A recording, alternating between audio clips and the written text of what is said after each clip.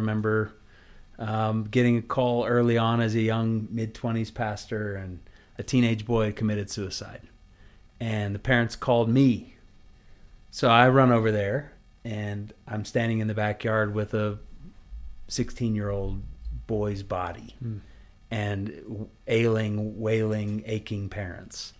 And they don't prepare you for what you'll see. I mean, there's just nothing that can prepare you for what you'll see.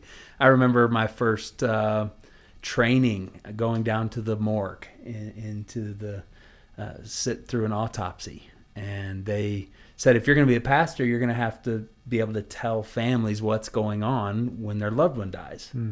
So you're going to need to see the whole thing. And so I'm in there for an autopsy with the coroner.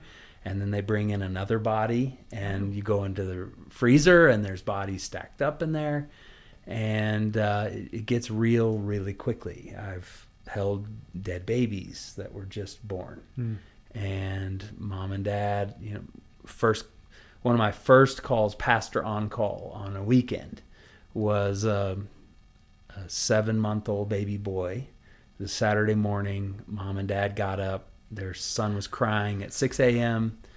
And mom went in, did everything right, patted him on the back, gave him his pacifier, rubbed his back, and he went back to sleep. 6:15, she opens the door, peeks in to look at him. He's quiet. And she walks over, and he's dead. SIDS. And that was the first funeral I oversaw as a 24-year-old pastor.